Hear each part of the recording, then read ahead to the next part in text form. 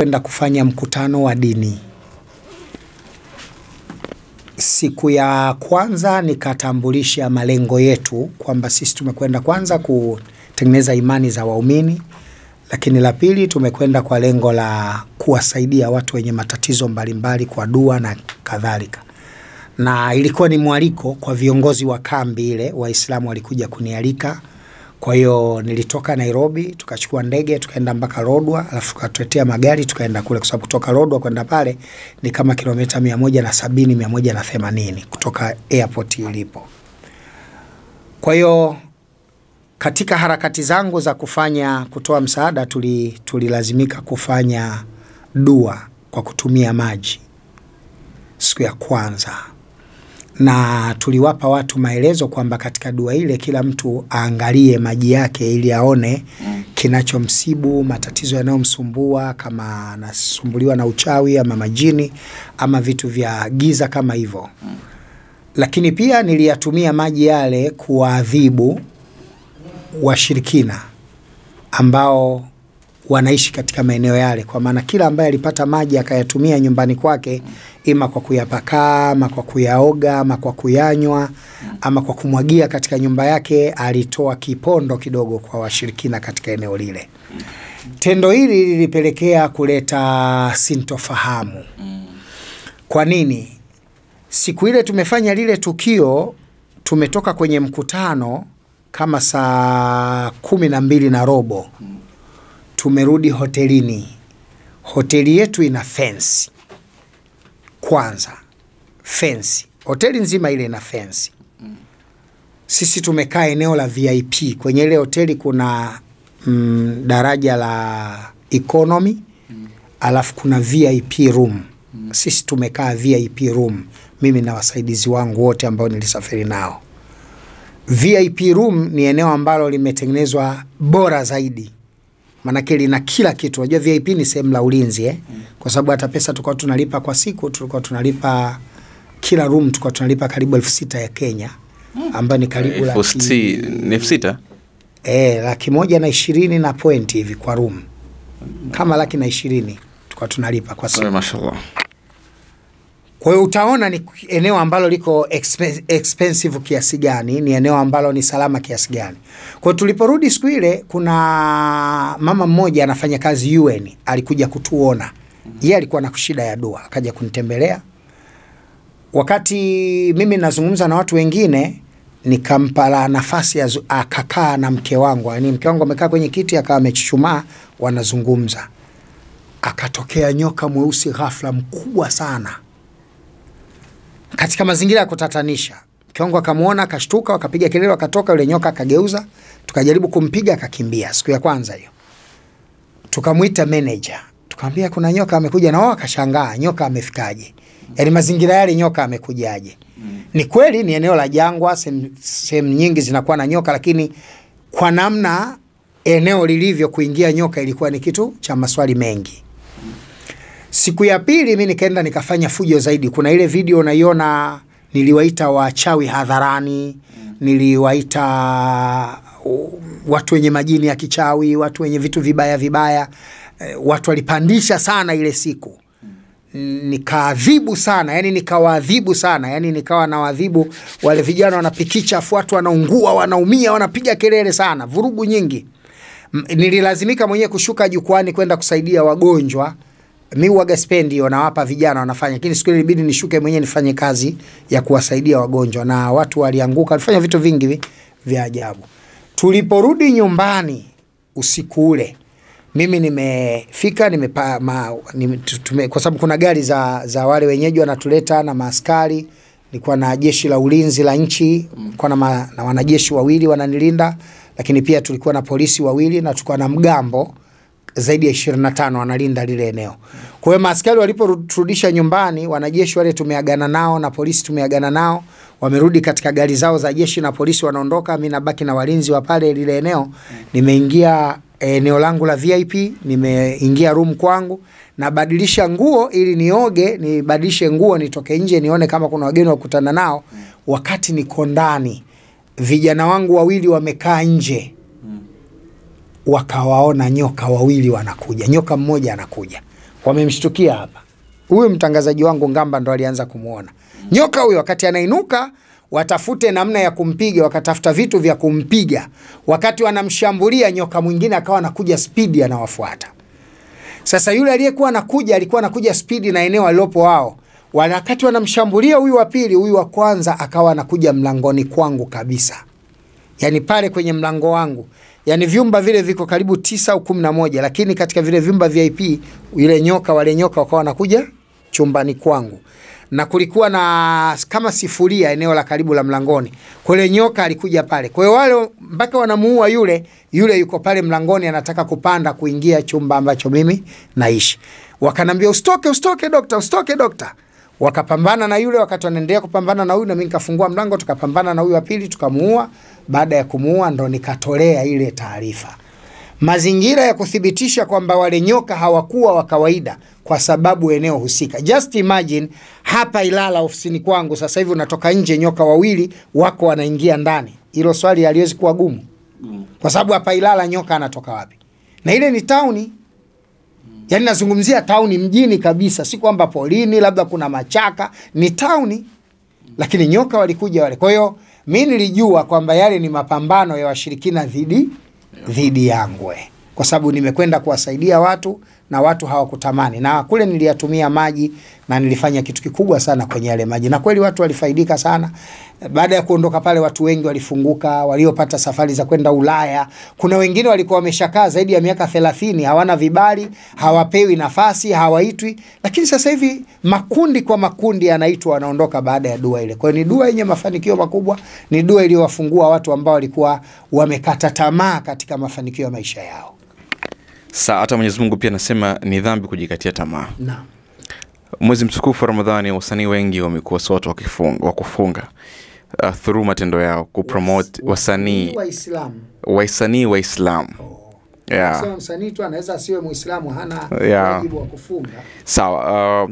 Through matendo yao tunaweza tukaamini hilo swala kwamba wengi hawafungi kwa sababu huwezi kupromote muziki katika mwezi mtukufu wa Ramadhani.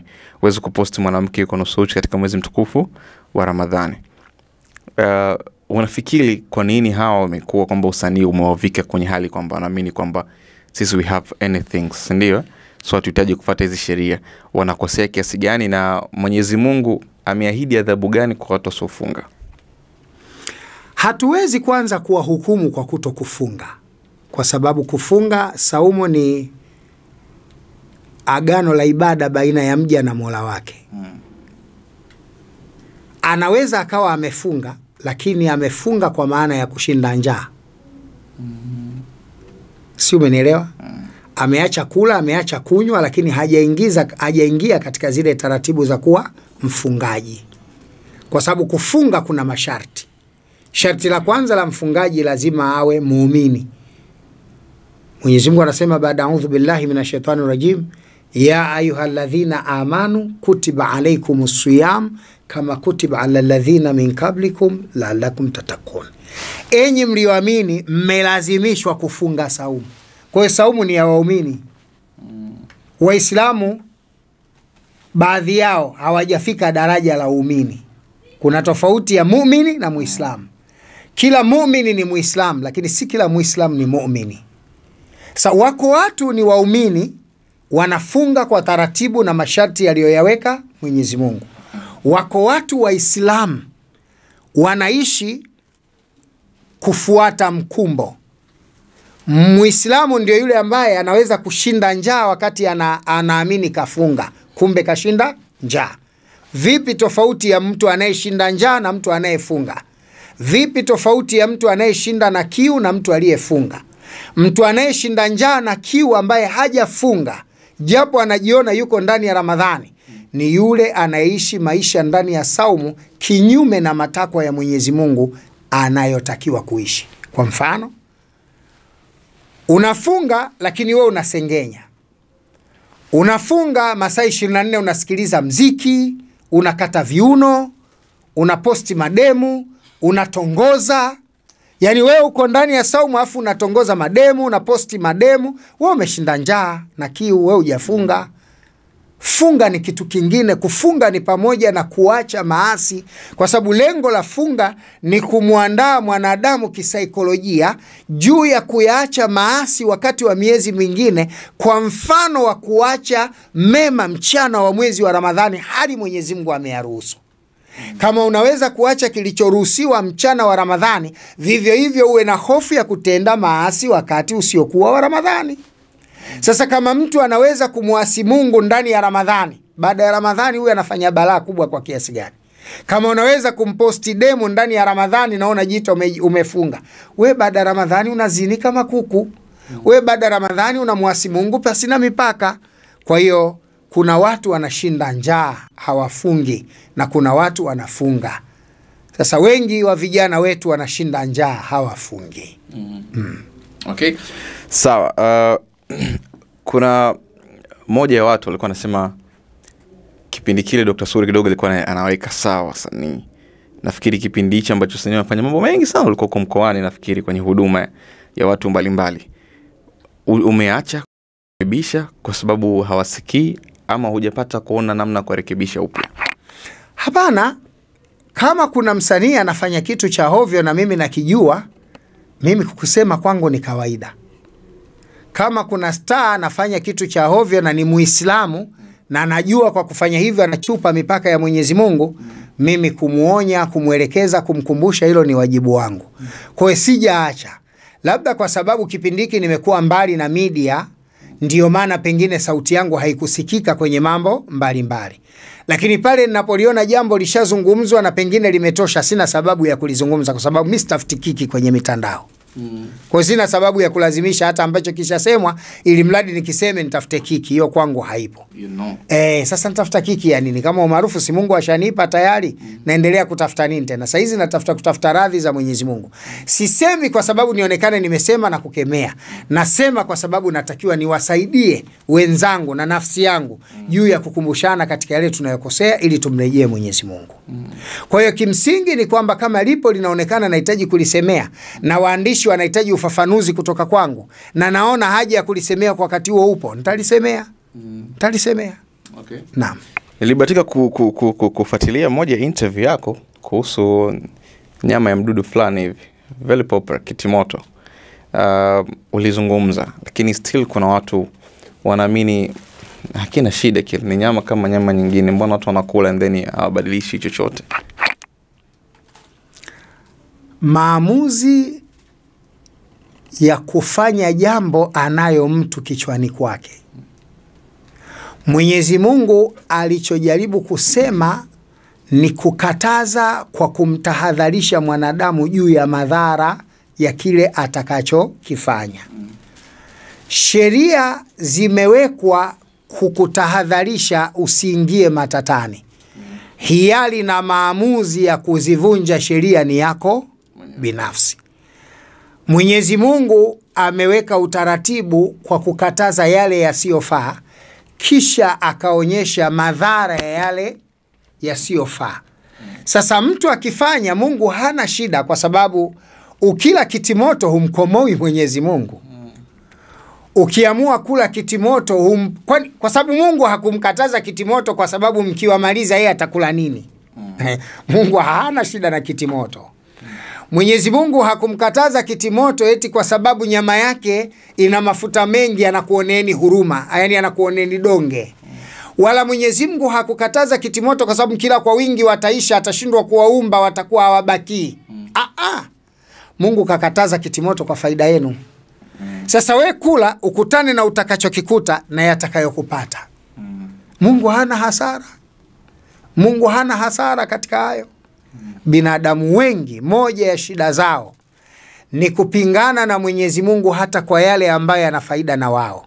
Hata ya serikali, ziko sheria katika serikali zimewekwa kwamba hiki msifanye, ukifanya hivi itakuwa hivi. Afu wanadamu anaamua kufanya, kwa sababu wanadamu kawaida yake anapenda kujaribu. Sasa niseme tu madhara ya kitimoto yako kisayansi makubwa, na wala kitimoto wengi wanaongoza kwenye hayo madhara ya kisayansi. Nguruwe ni moja wanyama wenye mafuta mengi sana na bakteria nyingi katika mwili zinazosababisha maradhi kadhaa. moja ya maradhi yanayosababishwa na bakteria zilizopo kwenye kitimoto ni maradhi ya kutetemeka. Maradhi ya kutetemeka. Kuna maradhi yale mtu akikaa tu hivi anatetemeka. Niambie, kati ya wazungu na Waafrika nani wana maradhi makubwa ya kutetemeka? Wazungu.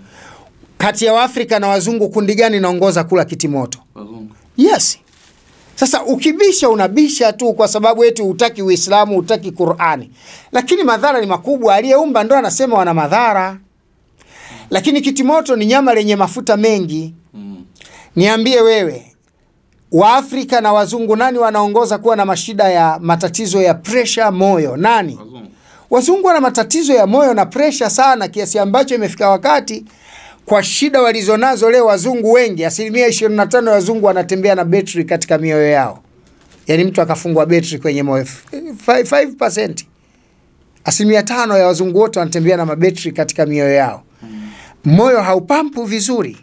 Kwa nini? Kwa sababu ya kula vyakula vyenye madhara.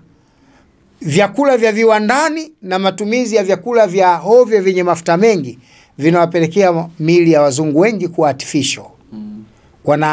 Wanajikuta wanapata madhara makubwa. Kwa hiyo nguruwe ina madhara. Wewe ndugu yangu, kama unakula kwa sababu tu ya tamaa zako na unahisi kula huko ndo na ukomoa Uislamu, unamkomoa aliyesema Dr. Sule, unajiletea madhara mwenyewe. Okay. Naam. Moja ya kauli yako tata, moja ya kauli ambayo imezua gumzo ni kusema mwezi wa Ramadhani sio mwezi mtukufu, kama sikosei. Ni moja ya kitu ambacho ilizua gumzo sana kwenye mitandao ya kijamii. Even me pia nilijiuliza kwa nini amesema hivi. Kwa sababu sina elimu kukuzidi, nikasema ngoja nifuate, mimi ni maamumu bwana, acha nifuate alichozungumza shehe. Ila watu walikutoa kasoro nyingi sana. Nafikiri uliziona hizo kasoro za watu. Clear the air. Kauli yako iko sahihi, unasimamia pale pale, ama wewe kama binadamu wengine tu hauna ukamilifu? Kauli yangu ni sahihi sana. Shida wamecomment kulingana na posti ilivyoletwa. Hapo nirudie tena.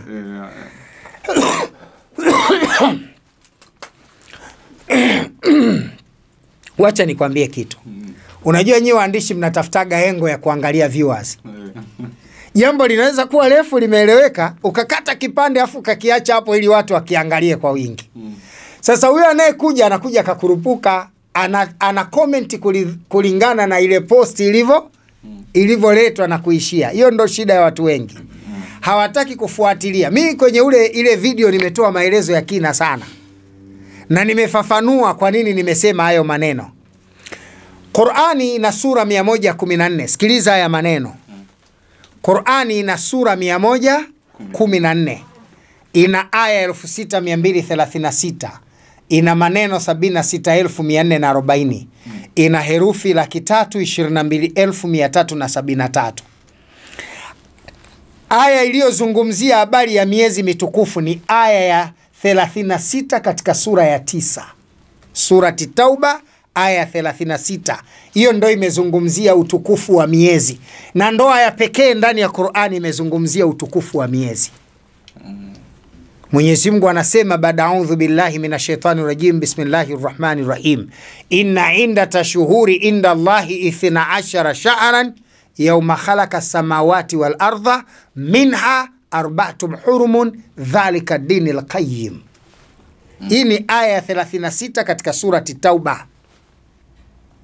Mwenyezi Mungu anasema ina indata shuhuri inda Allah, hakika ya hisabu ya miezi ya mwaka mbele ya Mwenyezi Mungu 12 shahran, ni miezi 12. Yauma khalaqa samawati wal ardha, tangu siku Mungu alipoziumba mbingu na ardhi.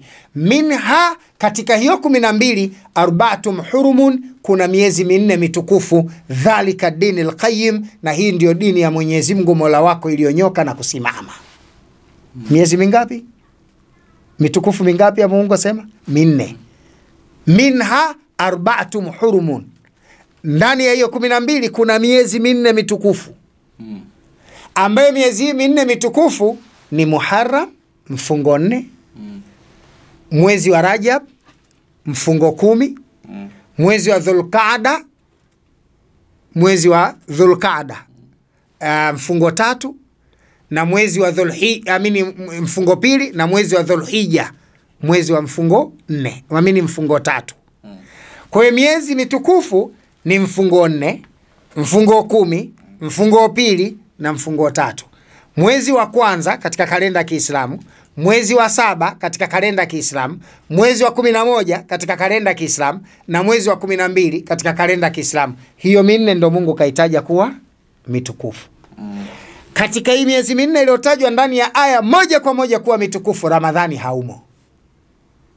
Si inaeleweka? Hii aya iliyotaja miezi mitukufu moja kwa moja, Ramadhani haimo.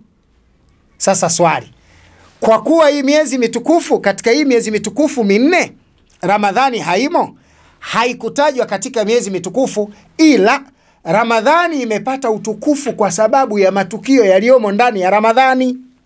Si nimeleka sawa? Haikutajwa katika miezi mitukufu kwa mujibu wa aya. Wala hakuna aya ndani ya Qur'ani ya direct kwamba Ramadhani mwezi mtukufu. Aya hiyo haipo. Ila ule utukufu unaupata mwezi wa Ramadhani kwa sababu ya vile vinavyopatikana ndani ya Ramadhani. Cha kwanza, na vitaja vitu kadhaa leo watu waelewe. Cha kwanza, Ramadhani imepata utukufu kwa sababu vitabu 5 vyote vya Mungu vimetemka ndani ya Ramadhani.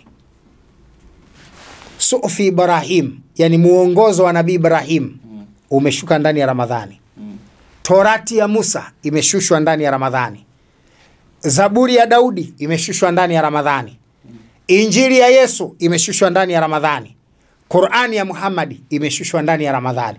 Ile kitendo cha kutoka Lauhil Mahfudh kuja samai dunia, vitabu vyote hivyo 4 Mungu alivishusha ndani ya Ramadhani, alafu ndio Jibril alikuwa anapeleka aya za matukio kwa manabii husika kwa wakati husika kwa matukio husika.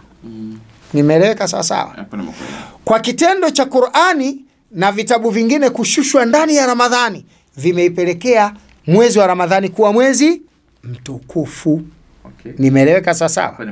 La pili, mwezi wa Ramadhani umekuwa mtukufu kwa sababu ndani ya Ramadhani kuna 13 ambayo huyapati kwenye mwezi mwingine wowote isipokuwa mwezi wa Ramadhani peke yake.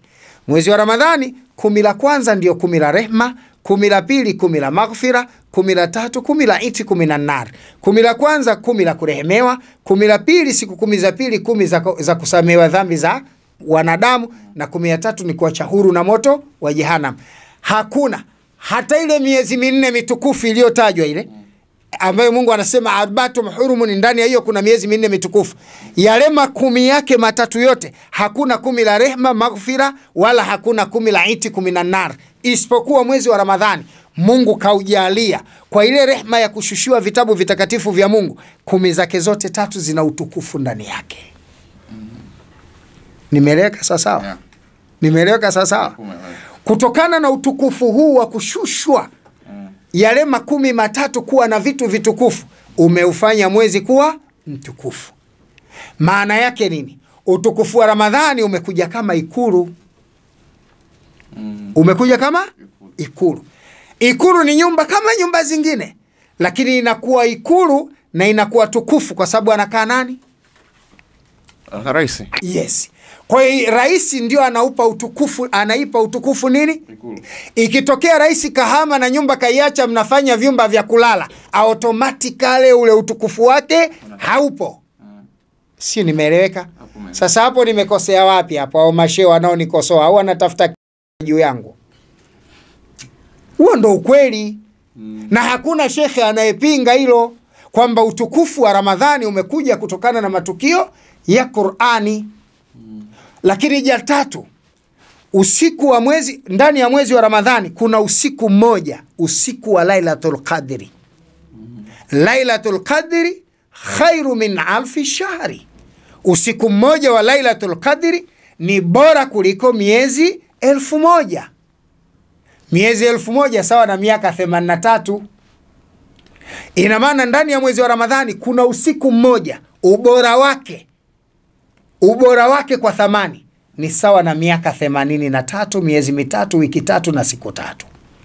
Anayefanya ibada nusu saa ndani ya usiku wa Lailatul Qadri baina ya saa 7 na saa 10 kasoro alfajiri, saa 11 kasoro alfajiri, ukapata ibada ya nusu saa, hiyo ibada itahesabika umeifanya miaka 83, miaka 83, miezi mitatu, wiki tatu na siku tatu, nani stop. Hujasinzia, hujalala, hujakunywa, hujapepesa, hujaenda chooni, hujakatikiwa udhu. Yani uko kwenye ibada tu miaka 83.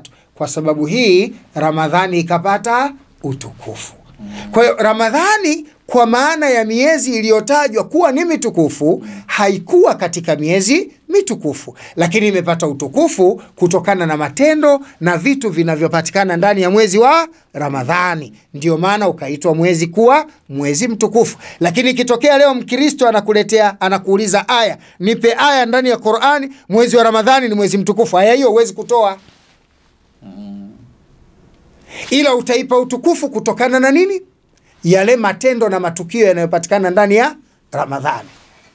Okay. Hapo nimeeleweka? Nimeeleweka vizuri sana. Hapo nimeeleweka. Lakini Ramadhani ina tukio jingine ambalo huwezi kulipata wakati wote. Ramadhani ndio mwezi pekee mchana wake wote unafungwa, tena ni amri.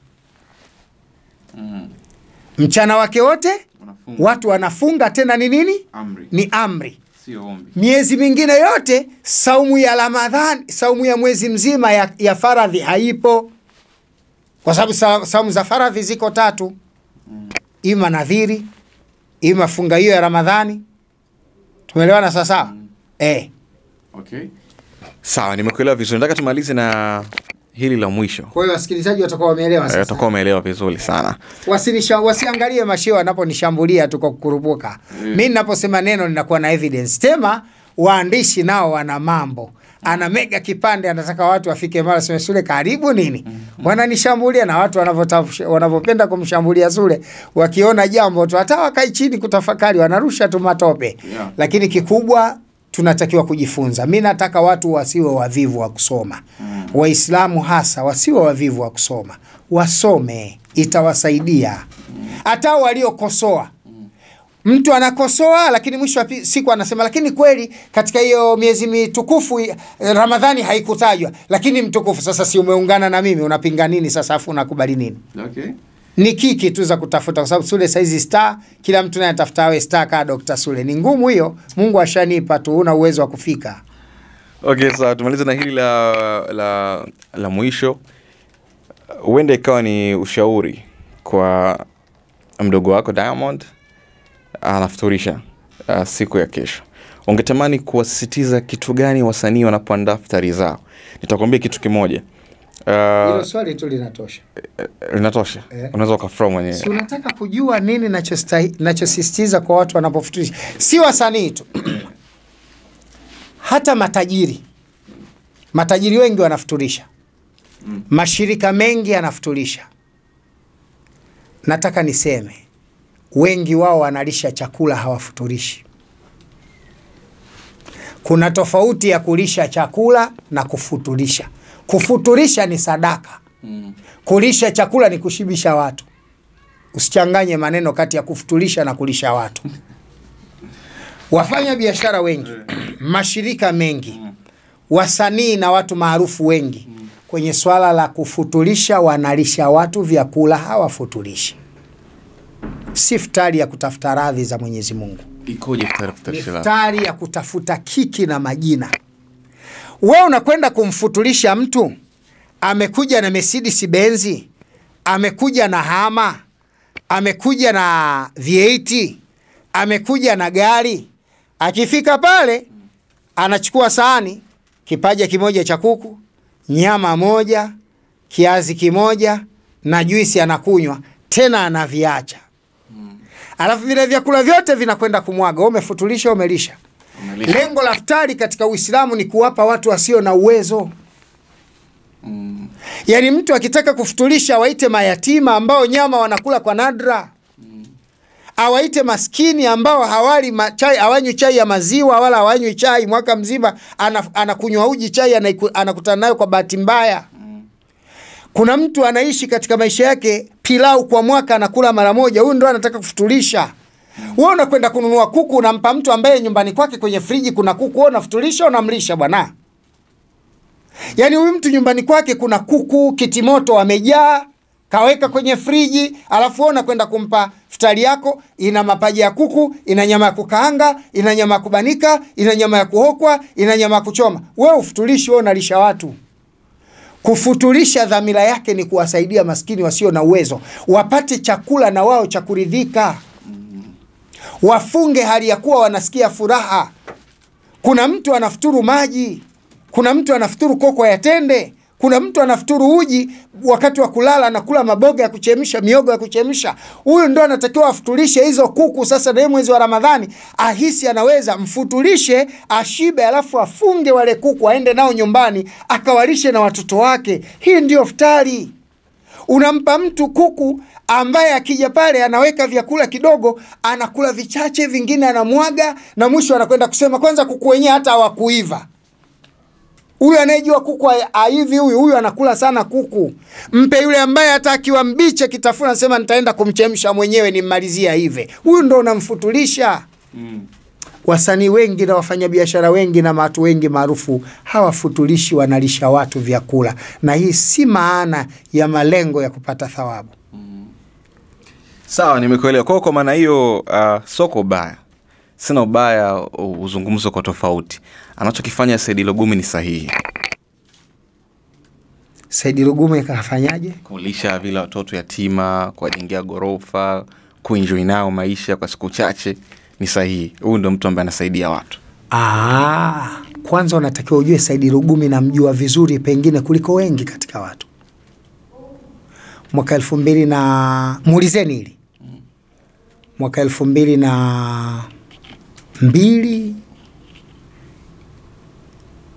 na 3 mimi nilikuwa na Said Lugumi Mwanza. Ndio ukishajipata. Hatuna mpaka hela kula. Tunasali msikiti wa Ijumaa Mwanza, hatuna mpaka hela kula. Mimi Said Lugumi mtu wangu wa karibu sana. Ni mmoja wa watu ambao ameyapitia maisha ya kimaskini na anayajua. Mungu alipomfanya kajipata, anajua wapi apeleke chake. Wallahi yule mtu anafanya mambo kwa ikhlas. Kama kuna tajiri wa kuigwa Tanzania ni Said Lugumi. Kama kuna Muislamu wa kuigwa Tanzania ni Said Lugumi. Said Lugumi amepitia maisha magumu sana. Mwaka 2003 na 4 kabla na 5 mimi na Said Lugumi tulikuwa tunakula miogo ya kuchoma na juisi Mwanza. Allah shahidi, niko kwenye saumu, wallahi muulizeni. Mimi na mwaka mmoja. Said Lugumi nilikuwa nakula naye miogo ya kuchoma na ya kukaanga Mwanza. Tunasali msikiti wa Ijumaa Mwanza. Mimi ni muhadhiri na nimekwenda kuhubiri. Said ananipokea kama mwenyeji. Mimi nazungumza, Waislamu wakifurahisha wananichangia, wanachonichangia tunanua miogo tunakula. Said. Kama tajiri. Si naeleweka sawa sawa?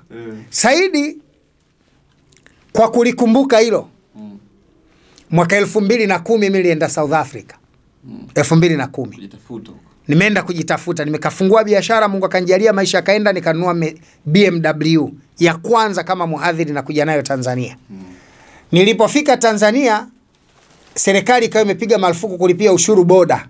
Ushuru lazima ulipiwe custom Dar es Salaam, Tanzania, Dar es Salaam. Mimi gari yangu ilienda boda ya Nakonde pale Zambia. Hapa Tunduma. Ilikaa pale kama siku 4-5. Mimi nilitoka kule na basi nikaja Dar es Salaam, nikaenda ofisini kwa Said Lugumi Posta.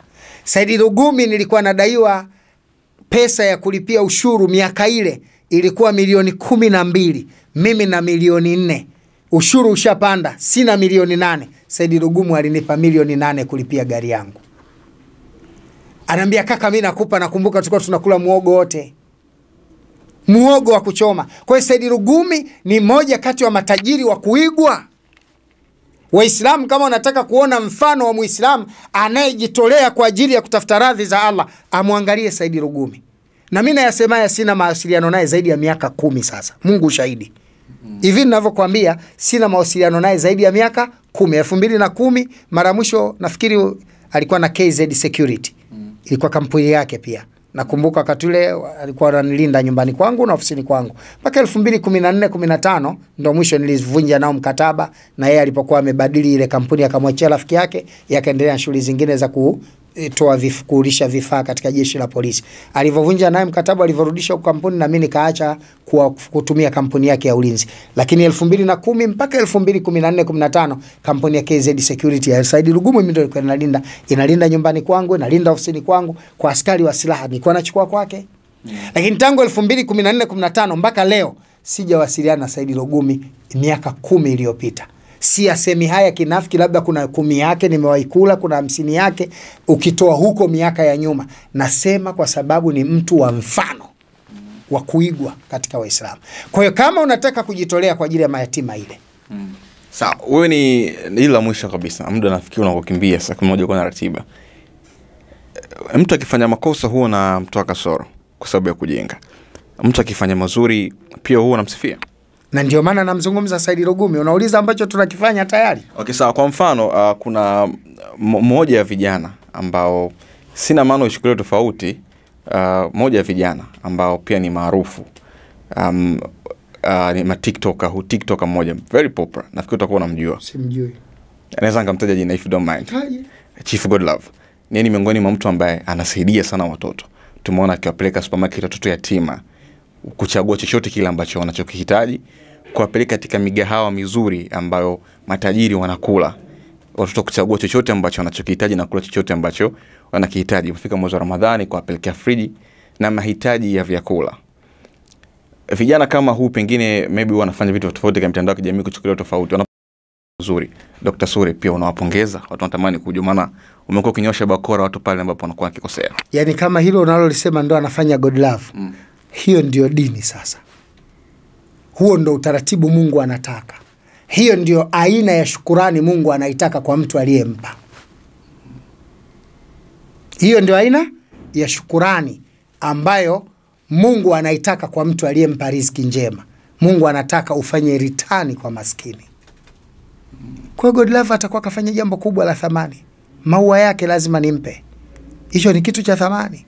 Kumchukua yatima asiyejua hata kuku ukampeleka kwenye mgahawa anayekula tajiri, huo ndo Uislamu. Hiyo ndo inavyotakiwa. Mimi mara zote nimekuwa nikifutulisha, lakini mimi sifuturugi na matajiri. 2020 nilifuturu Tabora na watoto yatima. 2021 nilifuturu Kahama na watoto yatima. 2022 nilifuturu Arusha na watoto yatima. 2023 24 nimefuturu Dar es Salaam na watoto yatima. Na 2025 kati ya tarehe 23 na tarehe 28 nitafuturu na watoto yatima, na nimetiania kuwanunulia nguo watoto 200. Waende kwenye sikukuu wafurahi. Okay. So this time kumalizia, una support harakati zake za kusaidia watoto yatima. Yaani mtu anayesaidia watoto yatima, anayesaidia wajane, anayesaidia maskini, huyo ndio anatoa shukrani za dhati kwa Mungu. Yule anayekwenda kuwapa watu ambao wana pesa, huyo anakwenda kupoteza. Upati thawabu, usijidanganye wewe, kwa sababu lengo alifikiwi. Lengo la Mungu katika kusaidia ni kumsaidia asiye nacho, sio mwenye nacho. Wewe mimi nawezaje kukununulia nguo na ndani una nguo mpaka pa kuziweka, una mwisho wa siku nikikupa tuenda kuipigia deki? Nimpe ambaye hana mavazi ili akivaa stili uchi wake aweze kufanya nayo yataka. Hiyo ndo sadaka njema. Au bado sijaeleweka? Kwa kama anafanya hivyo Godlove anafanya vizuri. Bila kujali imani yake, anafanya vizuri kwa sababu ndio utaratibu Mungu anataka. Na hiyo ndio shukrani. Nao ndo anaozidishiwa. Ukitaka uzidishiwe, toa sana. Ukitaka kuzidishiwa, toa sana, lakini toa kwa wahusika. Lakini unatoa kwa madem, mali zako zitakuwa zina. Unataka kusema anapata kwa sababu anatoa sana. Sasa ukitoa lazima upate. Ukimshukuru Mungu, Mungu anakuzidishia. Si kauli ya Mungu hiyo bwana.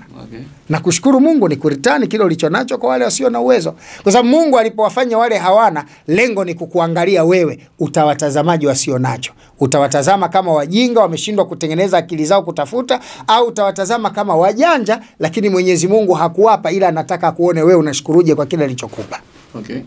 Sawa, mimi nimemaliza. Nashukuru kwa time yako. Kitu kimoja ambacho nimejifunza ni kwamba mtu anapofanya mazuri unampa sifa yake, anapokosea unambomoa kweli kweli. Unakuwa black and white.